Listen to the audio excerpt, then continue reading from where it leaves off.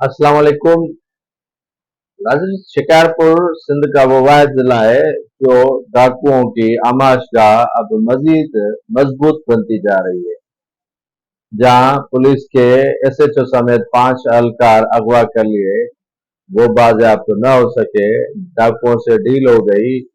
डाकुओं के 2 रहजनों को आजाद किया गया, लेकिन रात न्यू फौजदारी थाना सिंधवा के करीब 2 सगे भाई डाकुओं ने अगवा कर लिया। ये 2 सगे भाई खादिम भुट्टो और वाहिद भुट्टो के गुस्सा से डाकुओं ने 50 लाख रुपए तावान तलब कर लिया है। TikTok star SSP Khalid Mustafa Core i को ये डाकुओं की तरफ से खुला चैलेंज भी किया गया है और खुला मैसेज भी दिया गया है, जहां डाकुओं को एसएसपी कुरान शरीफ दे रहा था कि ये जिला छोड़ दें, मैं आपका बलोच भाई आ गया हूं, आप इसमें अमन अमान को बहाल करने की कोशिश करें और यहाँ से जराइम छोड़ दें। लेकिन उस बलोच भाई एसएसपी खालिद मुस्तफा कोराई को ये डाकुओं ने उनके अहलकार अगवा करके मैसेज दिया कि हम अमन अमान के न दाई पहले थे न अभी है, और दूसरा मैसेज उसको ये दिया गया कि आप जितनी भी कोशिश कर लें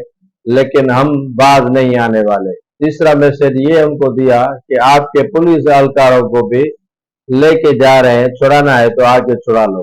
पुलिस ने अपनी धोतियां बांध दी थी, लेकिन वो भी डाकुओं ने छुड़वाने में कोई कसर नहीं छोड़ी। जहां ऑपरेशन के नाम पे इतना बड़ा सिंध हुकूमत खर्चा कर रही है, वहीं पर पुलिस की कलई खुल गई है।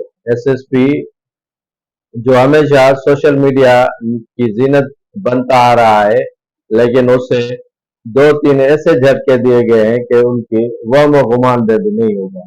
डाकू जो कच्चे के इलाके में मजबूत तरीके से बैठे हुए हैं, उनके खिलाफ ताहाल कोई मजबूत तरीके से कार्रवाई नहीं की गई, जिसके बायस डाकू दन दनाते नहते वहां के जो गरीब आवाम है उनको अगवा करने में देर नहीं लगाते। जरूरत इस अमर की है कि आखिर ये ऑपरेशन कहाँ पे हो रहा है। दिन ब दिन बदअमनी बढ़ती जा रही है, दिन ब दिन लोग अगवा हो रहे हैं, दिन ब दिन पुलिस एहलकारों को उठा लिया जा रहा है। तो आखिर अमन अमान सिंध में कौन बहाल कराएगा, आखिर कौन आएगा? रेंजर्स के बाद भी अगर अमन अमान बहाल न हो सके तो एक बड़ा सवालिया निशान है इंतजामिया के चेहरे पर।